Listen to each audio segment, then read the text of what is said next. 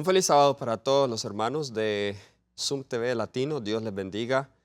De nuevo estamos aquí en este programa compartiendo la palabra de Dios. El tema que vamos a tocar en esta hora le he titulado Jesús, el eterno mediador.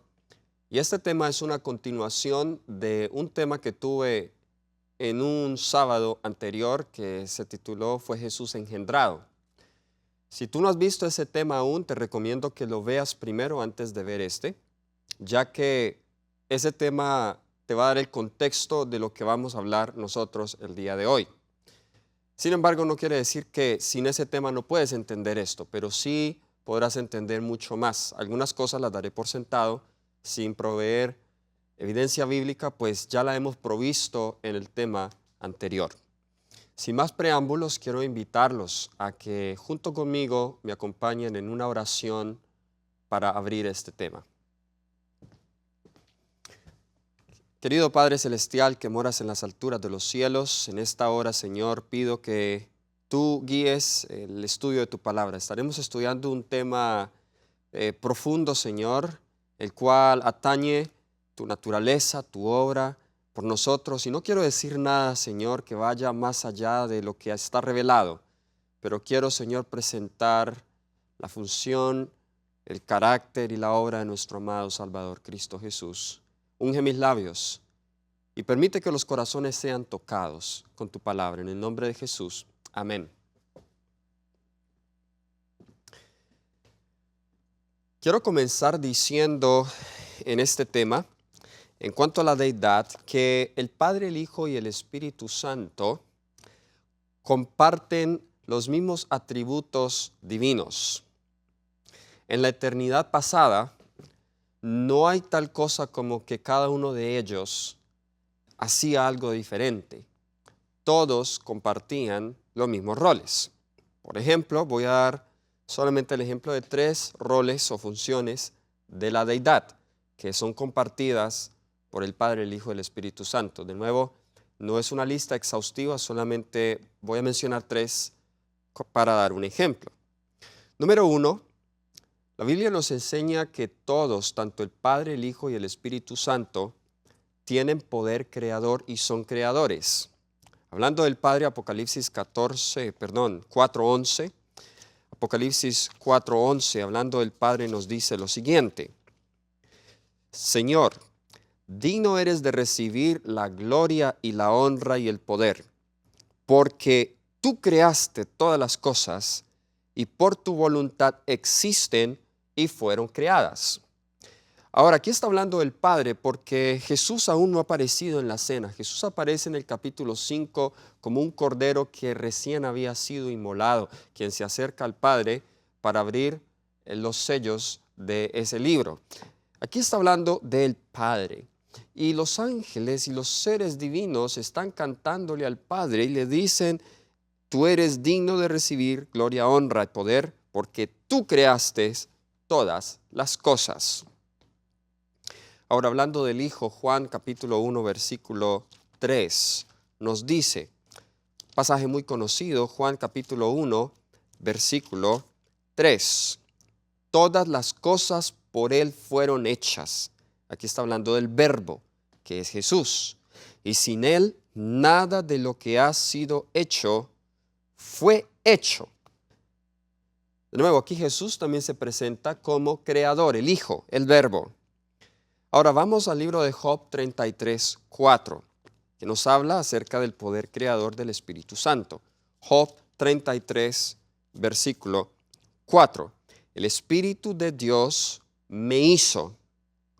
Y luego nos dice acá, y el soplo del Omnipotente me dio vida. Noten el paralelismo hebreo. El Espíritu de Dios, el soplo del Omnipotente, me hizo, me dio vida. Claramente vemos aquí que la Biblia le da al Espíritu Santo también el atributo del poder creador. Salmo 33:6, solamente estoy compartiendo unos pocos pasajes de muchos. Salmo 33:6, también hablando del Espíritu Santo, que la Biblia le llama el aliento de Dios. Nos dice, por la palabra de Jehová fueron hechos los cielos, y todo el ejército de ellos por el aliento de su boca. todo el ejército de ellos por el aliento de su boca. El aliento de su boca, vimos en Job 33:4, es su espíritu. Incluso el ejército de los cielos fue hecho por él. Ahora, vamos a mirar también que la Biblia nos dice que los tres son eternos. Vamos al Padre. Salmo 92. Y he elegido estos versículos cuidadosamente, donde específicamente en ese contexto se está refiriendo a ese miembro de la deidad. Aquí específicamente se refiere al Padre, aunque esto se aplica también a la deidad en general. Pero el Salmo 90, versículo 2 nos dice, antes que naciesen. Bueno, vamos a leer desde el 1. Señor, tú nos has sido refugio de generación en generación. Antes que naciesen los montes y formases la tierra y el mundo, desde la eternidad o desde el siglo hasta el siglo, tú eres Dios. Claramente entonces vemos que Dios es eterno, desde el siglo o desde la eternidad hasta la eternidad. Hablando del Hijo se utiliza un mismo lenguaje. Vamos a Miqueas capítulo 5, versículo 2.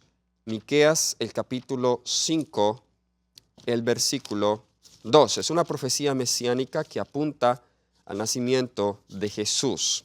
Y note cómo el profeta Miqueas describe a Jesús, dice al Hijo, pero tú, Belén Efrata, pequeña para estar entre las familias de Judá. De ti me saldrá el que será Señor en Israel, y sus salidas son ¿desde dónde? ¿O desde cuándo? Desde el principio. ¿Cuál es ese principio? Desde los días de la eternidad. El lenguaje humano es muy limitado para expresar la eternidad de Dios. A veces las palabras principio se utilizan, como en este caso, en el contexto de algo eterno, pero no significa que es que Jesús tiene un principio. Claramente el texto dice en el principio y luego agrega desde los días de la eternidad. Así que el Padre es eterno, Jesús es eterno, pero nótese también como Hebreos capítulo 9, versículo 14, describe al Espíritu Santo. Hebreos capítulo 9, versículo 14. La palabra de Dios nos dice, cuanto más la sangre de Cristo, el cual mediante el Espíritu eterno se ofreció a sí mismo sin mancha a Dios, limpiará vuestras conciencias de obras muertas para que sirváis al Dios vivo. ¿Cómo se describe al Espíritu aquí? Se le llama el Espíritu eterno. Ahora, otro punto de comparación es que los tres, y este es muy importante, a los tres se les llama Jehová. Algunos creen que Jehová solamente es el nombre del Padre, o sea, hace referencia solo al Padre. Pero en el Antiguo Testamento vemos múltiples referencias de Jehová a los tres. Y de hecho, para los hebreos, para ellos no, si ustedes notan, los autores del Antiguo Testamento no estaban preocupados por hacer distinciones entre los tres, por la misma razón que en el tiempo del Antiguo Testamento ellos estaban rodeados de naciones politeístas que creían en varios dioses. Así que lo último que se creía o se quería era proyectar una imagen que el Dios de Israel, la religión de Israel también creía en varios dioses o en el politeísmo. Así que nosotros no vemos, y por eso en el Antiguo Testamento es un poco más complejo estudiar el tema de la deidad, aunque no es imposible, pero no vemos los autores bíblicos del Antiguo Testamento como esforzados por definir exactamente la pluralidad de Dios. Ellos la dan por sentado. Y por eso vemos referencias como en Génesis y en otros pasajes en Isaías en cuanto a la pluralidad de Dios. Pero si nosotros estudiamos cuidadosamente el Antiguo Testamento en relación con el Nuevo, vemos que el Nuevo lo define mucho más claro aquellos pasajes del Antiguo. Hablando del Padre y el Hijo, nos dice Salmo 110, versículo 1. Y este versículo me sirve para ambos, para el Padre y para el Hijo. De hecho, este pasaje lo cita mucho Pablo en el libro de Hebreos. Salmo 110, versículo 1. Dice, Jehová dijo a mi Señor. O Jehová dijo a Jehová, siéntate a mi diestra hasta que ponga tus enemigos por estrado de tus pies. Interesante, aquí Jehová está hablando a mi Señor. Jehová está hablando a Jehová. En inglés dice el Señor, que es la palabra que se traduce de Jehová. El Señor está hablando a mi Señor. Aquí vemos dos. Se llaman lo mismo. Ahora, ¿qué en cuanto al Espíritu Santo? De hecho, hay más referencias, pero por falta de tiempo no quiero alargar el tema con todas estas referencias. Pero nótese en cuanto al Espíritu Santo. Iba a comentar. Hay otra referencia más allí en Génesis 19, cuando la destrucción de Sodoma y Gomorra dice que Jehová llovió fuego del cielo de parte de Jehová. Vemos también dos referencias. Allí Jehová llueve fuego de parte de Jehová. Ahora, en Isaías 63, versículos 10 al 14, vamos a leer ese pasaje. Hago un paréntesis, Alejo, no está pasando el tiempo. Voy a seguir.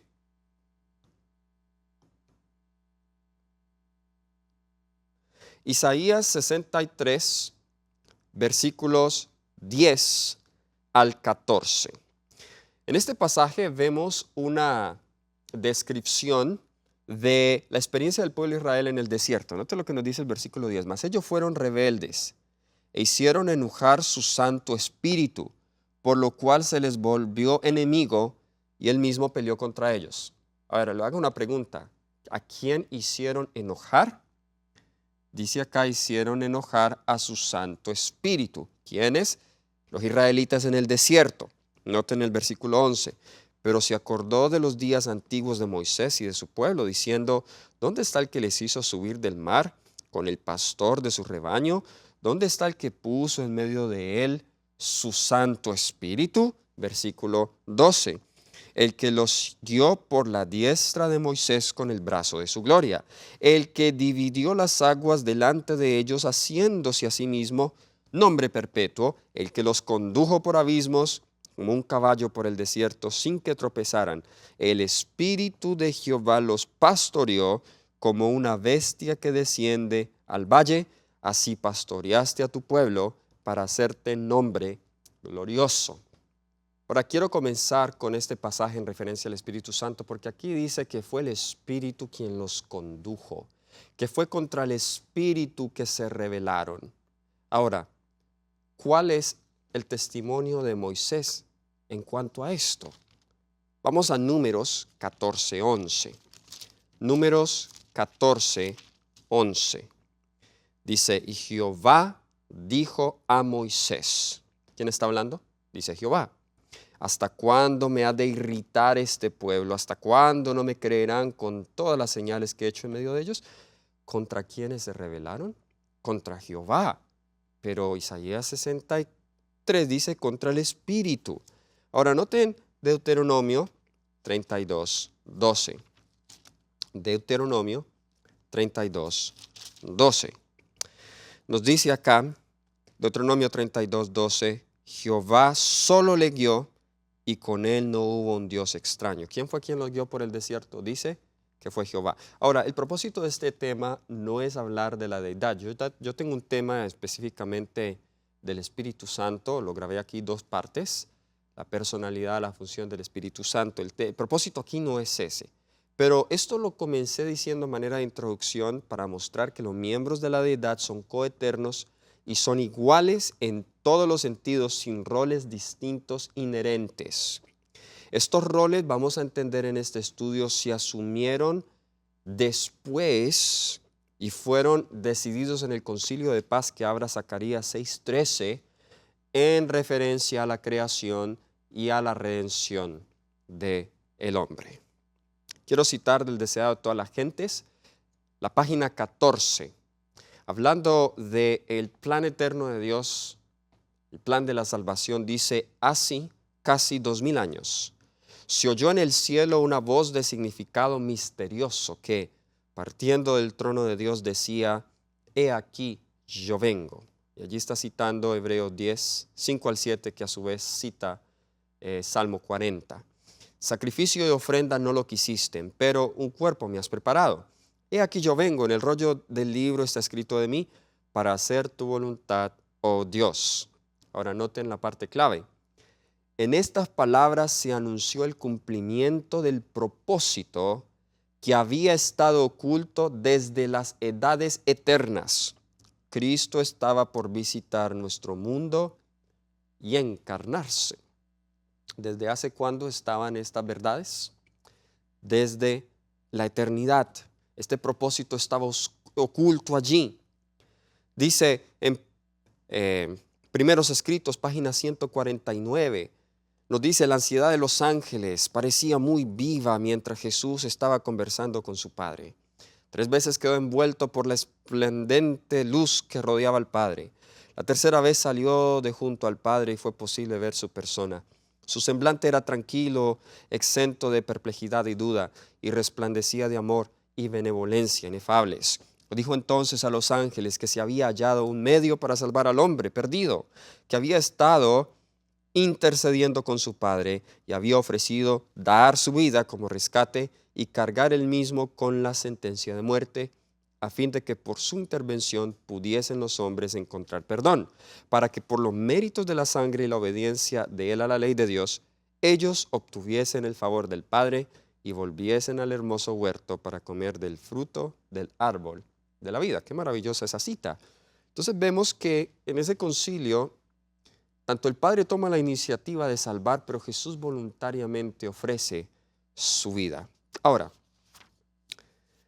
quiero que nosotros ampliemos más este concepto del rol del Hijo en la salvación y en los planes eternos de Dios. Y he escogido un pasaje en la Biblia, y vamos a estudiar este pasaje el resto del tiempo que tenemos acá, y es el libro de Proverbios, el capítulo 8. En el tema anterior les había hecho un comentario y dije que lo iba a probar en este tema acerca de la instalación de Jesús del Hijo como mediador aún antes de la caída. Y vamos a mirar y estudiar eso a la luz de Proverbios 8. Para aquellos que no han estudiado Proverbios 8 es un pasaje más explícito para mí de la obra mediadora de Cristo antes de la caída, y es conocido por muchos estudiosos de la Biblia como el capítulo que habla de la excelencia y la eternidad de la sabiduría. Hay varias posiciones en cuanto a Proverbios 8. La mayoría de autores cristianos, incluso los del Nuevo Testamento, entendieron Proverbios 8, si usted lo lee allí, Proverbios 8 está hablando de la sabiduría y la presenta como una mujer, pero luego comienza a hablar que esta sabiduría estaba en la eternidad y comienza a dársele atributos divinos a esta sabiduría. Y muchos se han preguntado, bueno, ¿está hablando de Cristo? La mayoría de teólogos y estudiosos de la Biblia concuerdan que Proverbios 8 está hablando de Jesús. Pero entonces aquí entramos a otro problema, porque parece que aquí se dijese que Jesús tuvo inicio. El capítulo 8, versículo 23, por ejemplo, de Proverbios 8, dice: eternamente tuvo el principado desde el principio, antes de la tierra. Entonces parece ser que tuviese un principado, un principio. Primero vayamos a cómo los autores del Nuevo Testamento entendieron Proverbios 8. Hay alusiones directas e indirectas a Proverbios 8. De nuevo vamos a Juan 1, ya habíamos citado este texto. Juan 1, ahora Juan 1 debemos entenderlo en relación a Génesis 1, porque utilizan un mismo lenguaje que hace también alusión a Proverbios 8, donde se habla del inicio, donde se habla de la obra creadora. Son alusiones que vemos allí. Juan capítulo 1, versículos del 1 al 3, dice: en el principio era el verbo, y el verbo era con Dios, y el verbo era Dios. Versículo 2, este era en el principio con Dios. Todas las cosas por él fueron hechas, y sin él nada de lo que ha sido hecho fue hecho. Ahora, vemos eso mismo en Proverbios 8. Nótense que aquí vemos también una compañía de Dios con alguien, con la sabiduría. Por ejemplo, vamos a leer en Proverbios 8, versículo 30. Proverbios 8, versículo 30. Con él estaba yo, ordenándolo todo, y era su delicia de día en día, teniendo solaz delante de él en todo el tiempo. Nótese que aquí parece que Dios está acompañado de la sabiduría, que hasta ahora estamos sugiriendo que es Jesús, y dice que estaba acompañándolo y ordenándolo todo. ¿Ordenando qué? Si ustedes leen el versículo 29 de Proverbios 8, dice, cuando ponía al mar su estatuto, para que las aguas no traspasasen su mandamiento, cuando establecía los fundamentos de la tierra. Ahí está describiendo la obra creadora. Es decir, que esta sabiduría estaba con Dios, ordenándolo todo, creando todo, dando forma a la creación. Nótese también que en 1 Corintios capítulo 1, versículo 24, los autores del Nuevo Testamento entendieron que esta sabiduría, aunque Salomón la personifica en la alusión a una mujer, en realidad los autores del Nuevo Testamento entienden que la sabiduría es más que la personificación de ella. La sabiduría que se habla en Proverbios es el mismo Jesús. Nos dice 1 Corintios 1, 24. Mas para los llamados, así judíos como griegos, Cristo, poder de Dios, y Cristo, ¿qué? Sabiduría de Dios. ¿Quién es la sabiduría de Dios? Es Cristo. Versículo 30 del mismo capítulo. Mas por él estáis vosotros en Cristo Jesús, el cual nos ha sido hecho por Dios sabiduría, justificación, santificación y redención. También vemos en Hebreos capítulo 1, versículos del 1 al 4. Hebreos capítulo 1, versículos del 1 al 4.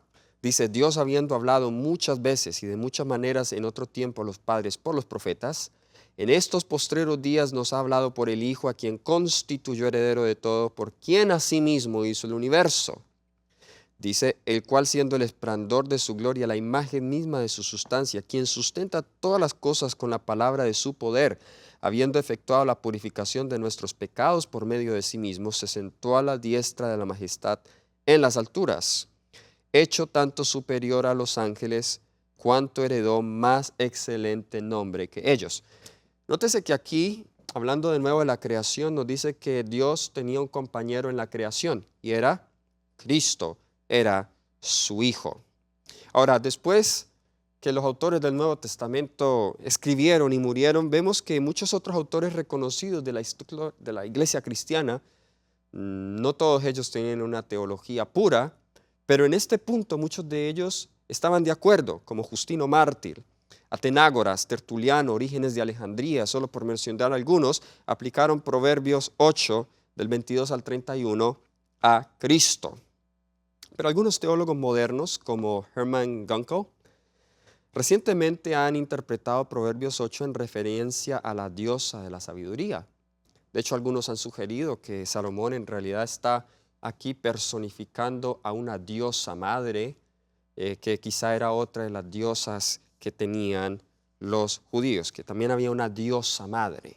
Hay algunos creen en la diosa madre, la encarnación de la sabiduría de Dios. Ahora vamos a ver la evidencia del pasaje mismo. Ya vimos la evidencia del Nuevo Testamento, pero vamos al pasaje mismo para mirar si este pasaje en verdad hace referencia a Cristo y a su rol antes de la caída.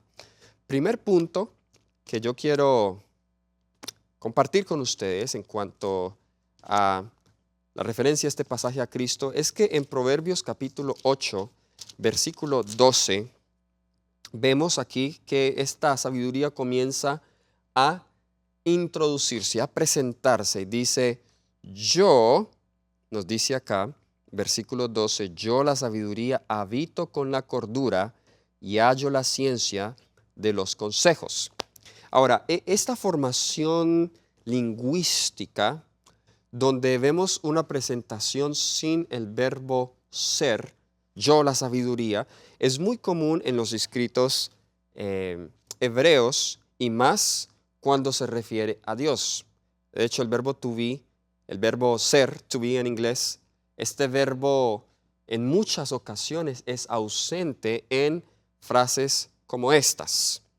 Por ejemplo, eso se le llama aretología, descripciones de las características de Dios, donde se emite el verbo ser para describirlo. Ezequiel, por ejemplo, 12:25, no lo voy a leer por falta de tiempo, Ezequiel 35:12, Zacarías 10:6, Malaquías 3:6, allí literalmente en el hebreo dice yo Jehová, pero al traducirlo al castellano, pues suena mejor yo soy Jehová.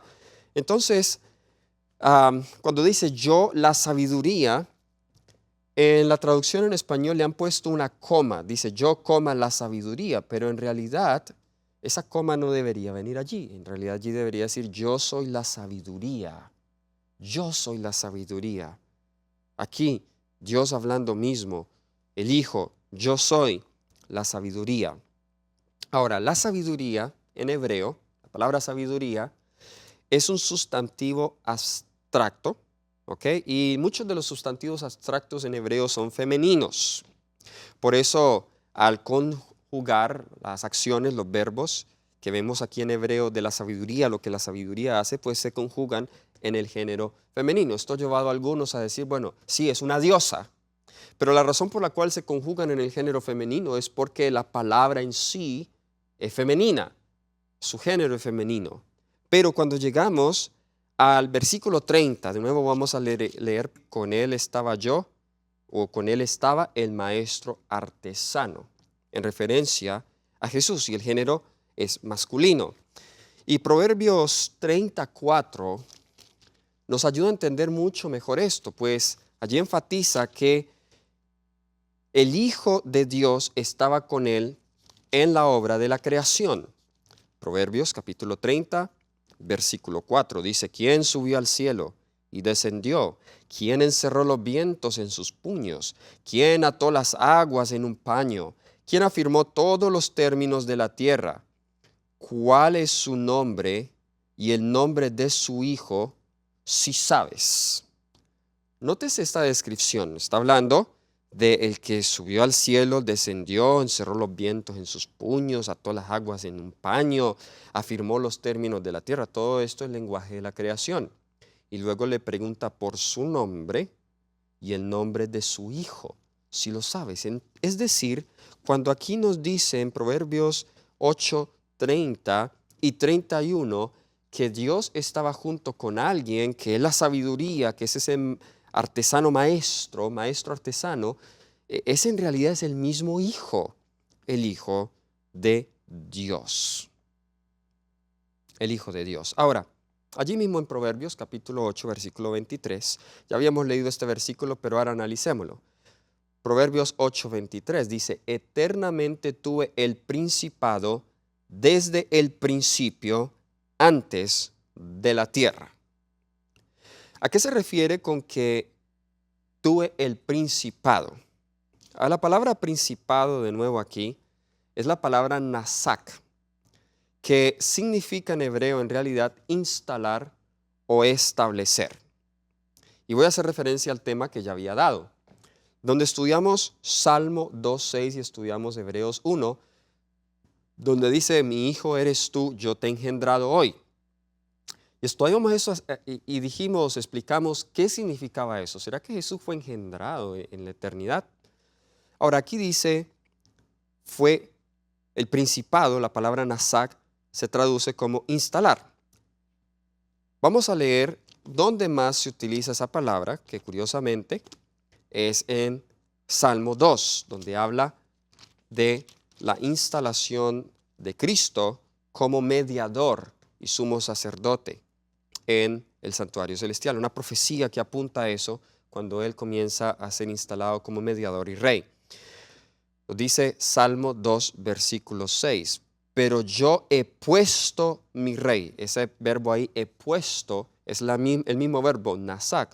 Podríamos decir, yo he instalado, yo he establecido a mi rey sobre Sión, mi santo monte. Yo publicaré, el versículo 7 dice, publicaré el decreto.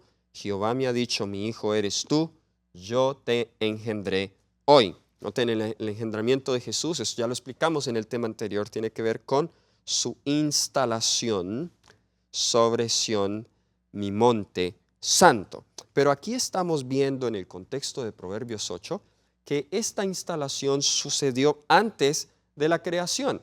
Entonces la pregunta que nosotros queremos hacer es, ¿cuál fue ese nuevo oficio que Jesús tomó? Dicho sea de paso, Ellen White concuerda que Proverbios 8 se refiere a Jesús. En Patriarcas y Profetas, página 11, dice ella, y el Hijo de Dios, hablando de sí mismo, declara, y ella cita Proverbios 8, 22 y 30, dice, Jehová me poseía en el principio de su camino, ya de antiguo antes de sus obras, eternamente tuvo el principado. Cuando establecía los fundamentos de la tierra, con él estaba yo ordenándolo todo, y fui su delicia todos los días, teniendo solaz delante de él en todo el tiempo. Y en la siguiente página ya dice, la página 12, el Padre obró por medio de su Hijo en la creación de todos los seres celestiales. Así que Ellen White confirma que este pasaje hace referencia a Jesús. Pero volvamos a la pregunta original. ¿Cuál fue ese nuevo oficio que tomó Jesús? Porque dice fue instalado en la eternidad. Y luego vemos que está creando. Número 1, a la creación, de acuerdo a Proverbios 8, 30 y 31, a la creación el preexistente maestro artesano asumió un nuevo oficio, asumió la responsabilidad de ser el agente de la creación.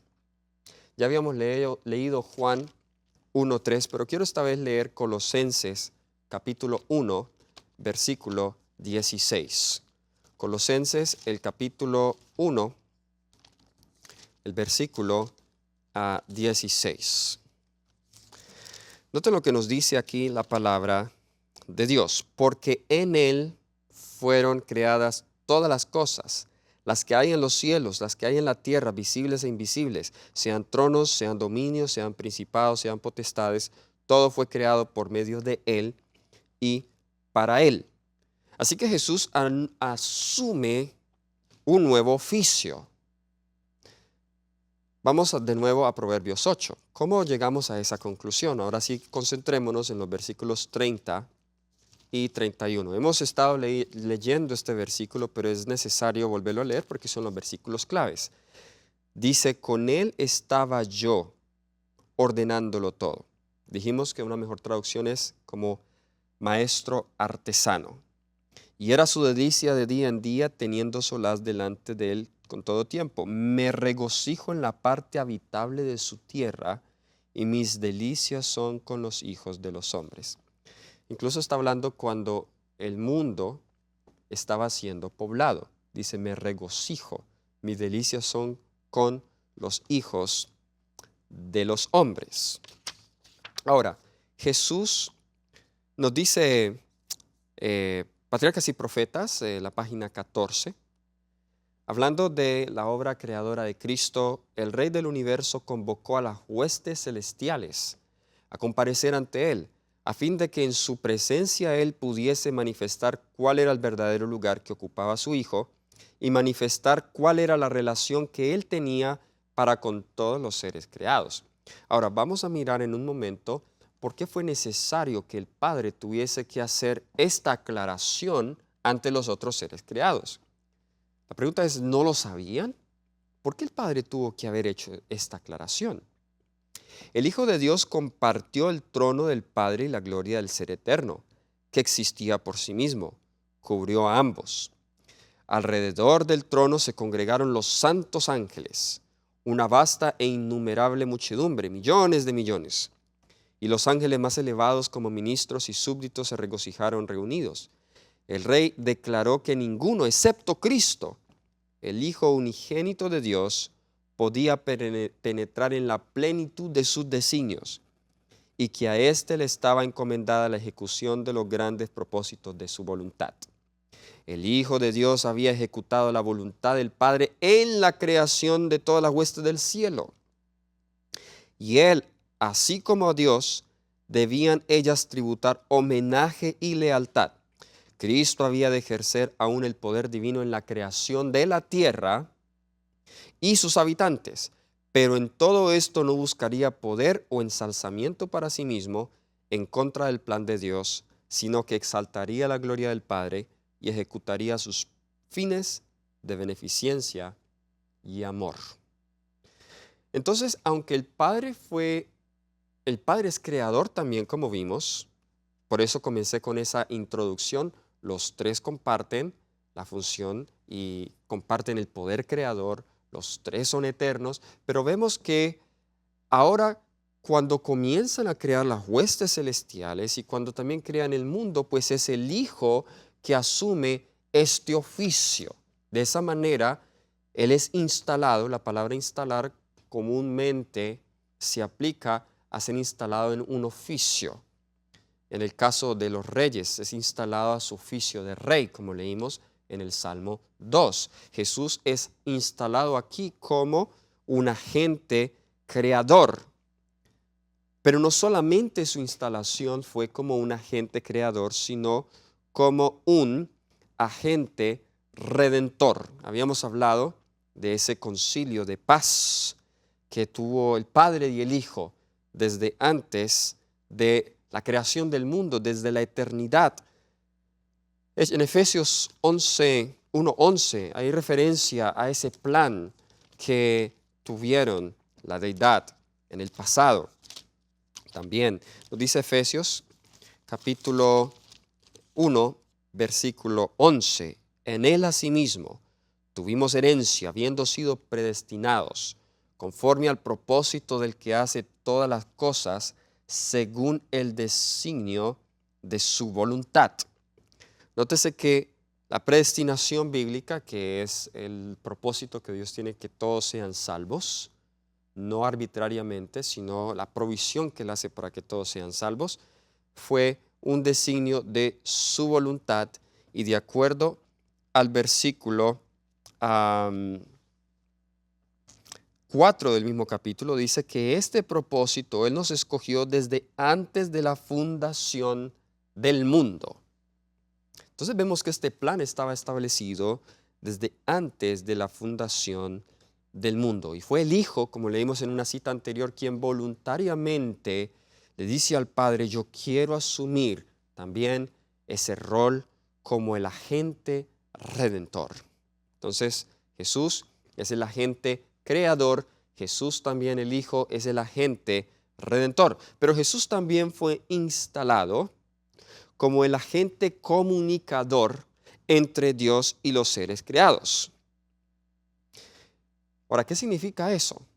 El agente comunicador. ¿Saben que Jesús hizo en el cielo con los ángeles, aún antes de la caída, lo mismo que Jesús vino a hacer acá en la tierra con los hombres después de la caída? Jesús era el agente comunicador entre Dios y los seres creados. Jesús en el mundo, allá en el cielo, antes de la caída, Jesús era ese puente, Jesús era ese link entre Dios y todos los seres angélicos. Ahora, ¿cómo sabemos eso? Para mí es muy significativo que Jesús es llamado y es descrito muchas veces como un ángel. Por ejemplo, la Biblia dice a Jesús, hablando de él, le llama Miguel, el arcángel.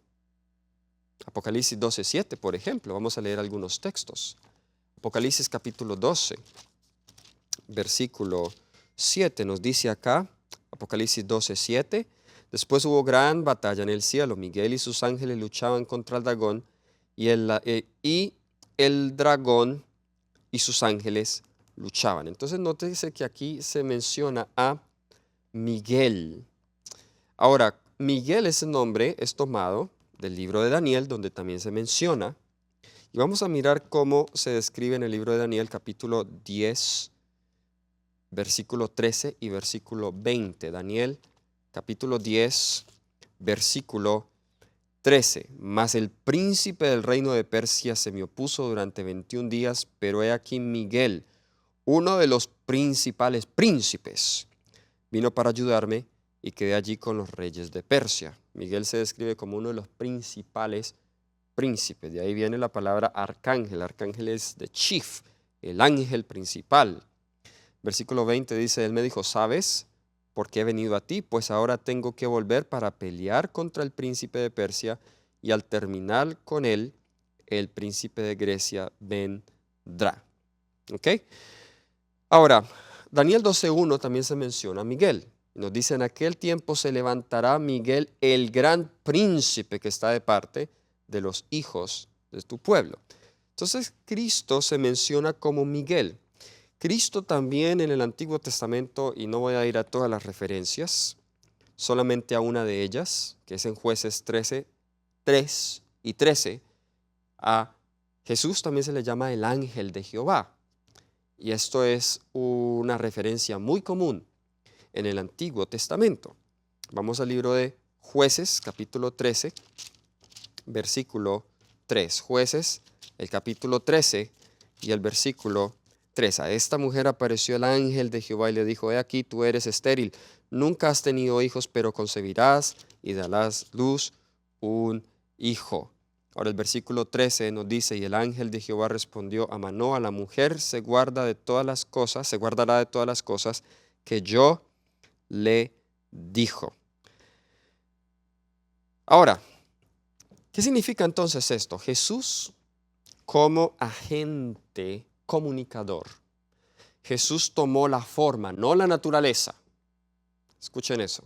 Jesús tomó la forma de un ángel para Jesús comunicarse con sus seres creados y ser ese link, ese puente entre ellos y Dios. En otras palabras, Jesús era un mediador entre Dios y los ángeles.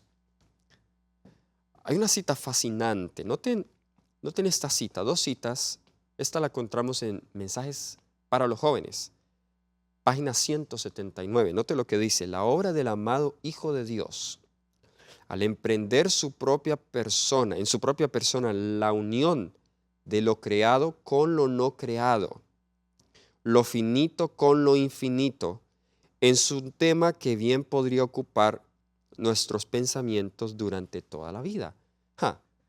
Siempre habíamos pensado de Cristo como mediador solamente entre el hombre y Dios, pero aquí vemos que ese término es mucho más amplio. Dice que Jesús emprendió su propia persona, la obra de la unión entre lo creado y lo no creado. Ahora, lo creado no solamente se limita al hombre, se limita también a los ángeles. Lo finito es lo mismo creado con lo infinito. Y luego ya dice acá, Cristo intercede a favor del hombre y esa misma obra mediadora conserva también el orden de los mundos invisibles. O sea que la intercesión de Cristo alcanza los mundos invisibles. Noten, primera Mensajes Selectos, tomo 1, página 293, dice, Cristo fue designado como mediador desde la creación de Dios, designado desde la eternidad para ser nuestro sustituto y garantía. Antes de que fuera hecho el mundo, se dispuso que la divinidad de Cristo estuviera revestida de humanidad. Ahora, noten el siguiente punto. Si Cristo era el arcángel Miguel y Lucifer estaba junto a Jesús en el trono de Dios, de acuerdo a Ellen White, en Patriarcas y Profetas, página 14, párrafo 1, dice que Satanás o Lucifer estaba justo al lado de Jesús. Era el que le seguía a Jesús. Next to Christ, dice en inglés. Y Lucifer, de acuerdo a Isaías 14:12, se le llama lucero de la mañana, Lucifer, que significa la estrella de la mañana. Es interesante que se le da el mismo nombre que se le da a Jesús. A Jesús también se le llama estrella de la mañana. Note lo que nos dice Segunda de Pedro, capítulo 1, versículo 19. Segunda de Pedro, capítulo 1, versículo 19, tenemos también la palabra profética más segura, la cual hacéis bien en estar atentos como a una antorcha que alumbra en lugar oscuro, oscuro hasta que el día esclarezca y el lucero de la mañana salga en vuestros corazones. Y esto es una referencia a Jesús. Entonces, traten de ustedes usar la imaginación. Lucifer es el lucero de la mañana. Jesús también es el lucero de la mañana. Entonces, ¿cómo ambos lucían? Se veían similar, con una gran diferencia. Uno era Dios y el otro no era Dios. Y yo creo que por esa razón fue que Lucifer comenzó a tener celos de Cristo. Porque aunque él sabía que Jesús era Dios, al ver a Jesús como igual a él, en forma nada más, él comenzó a sentir que él también podría tener los mismos privilegios del Hijo. Pero cuando vio que el Padre lo exaltaba más a él y que el Hijo podía entrar en los secretos del Padre, pero no Lucifer, comenzaron a despertarse los celos. Oh, queridos hermanos, para mí esta verdad es maravillosa porque esto abre mi entendimiento y mi mente la lleva aún más allá hacia la eternidad, a un Jesús que se deleita, a un Hijo que se deleita en estar morando con los seres creados. Tenemos aquí a un Jesús que es un mediador eterno.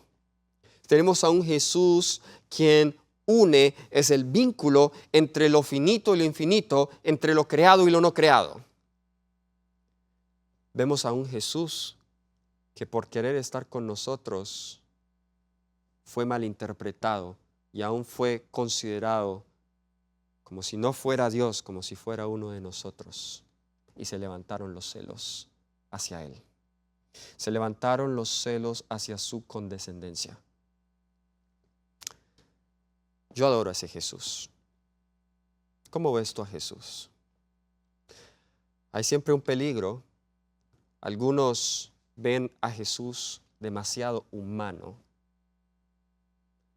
pero otros ven a Jesús demasiado divino, y no hay malo con eso. Pero en redención, cuando vemos a Jesús como solo Dios, pero Él no puede entenderme a mí, pues vemos a un Dios lejano. Vemos a un Dios alejado. ¿Saben cuál es la diferencia de nuestro Dios con el Dios de las religiones, las otras distintas religiones politeístas y también las religiones paganas? Es común, por ejemplo, los dioses del panteón. Son dioses que están allá arriba, que necesitan ser agradados, porque si no, ellos van a desatar su furia y su juicio sobre los seres humanos. Son dioses que están allá arriba distantes. Ellos tienen su mundo, viven en su mundo y su esfera atemporal. El ser humano vive en su esfera temporal, pero no hay comunicación entre ese Dios atemporal con ese ser humano temporal, que de hecho es una filosofía muy platónica. Y entonces por eso, para yo poder agradar a Dios, para que Dios esté tranquilo, debe estar contento, pues debo ofrecer sacrificios. Debo pasar mis hijos por el fuego. Debo llevarle ofrendas a ese Dios para que ese Dios esté tranquilo y para comprar a Dios para que Él me bendiga. Pero el Dios nuestro, el Dios que nos presenta la palabra de Dios, es un Dios que vine a morar en medio de nosotros. ¿Recuerdan los babilónicos?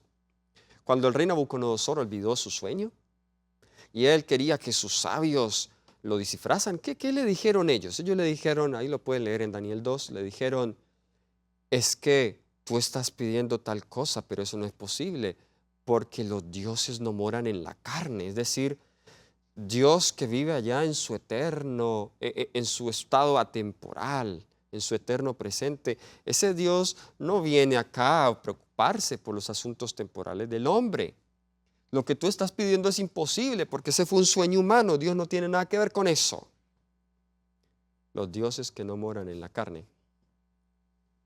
Cristo, desde el mismo inicio, estaba demostrando que aun si el pecado entrase, Cristo estaría dispuesto aún a venir y a ser hombre.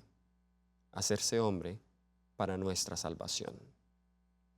¿Cómo esta verdad, querido hermano, cómo esta verdad afecta tu salvación?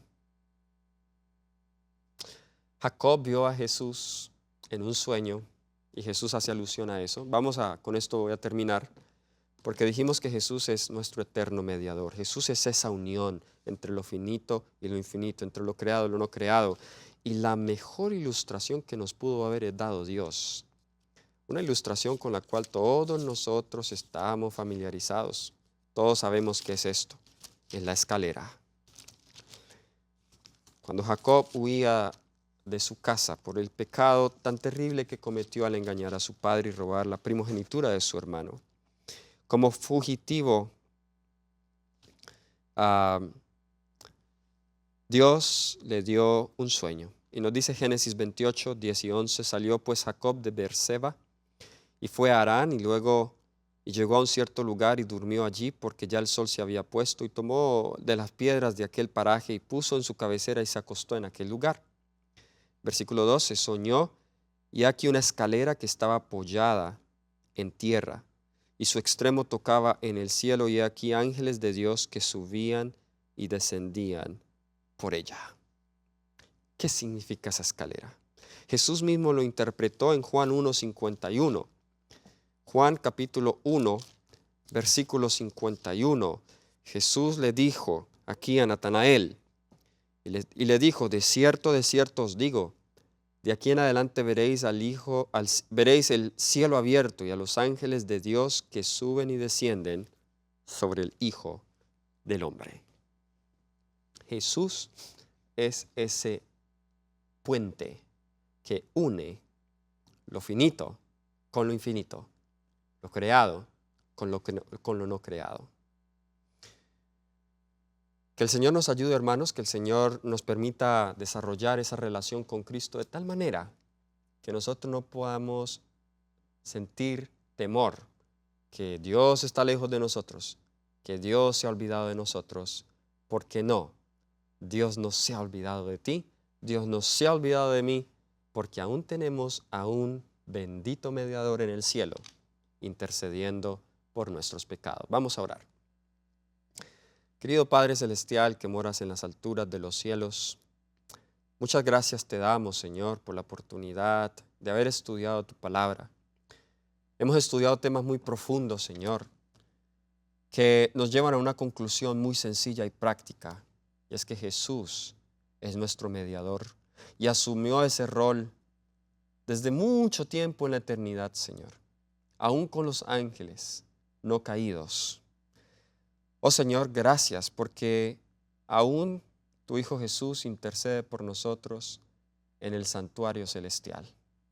Oramos para que nuestra mirada por la fe pueda estar puesta allá en el lugar santísimo y que podamos ser limpios de nuestros pecados, porque queremos pronto y anhelamos pronto estar contigo, Dios, morando en tu presencia y poderte ver cara a cara. Todo esto lo pedimos en el nombre de Jesús. Amén.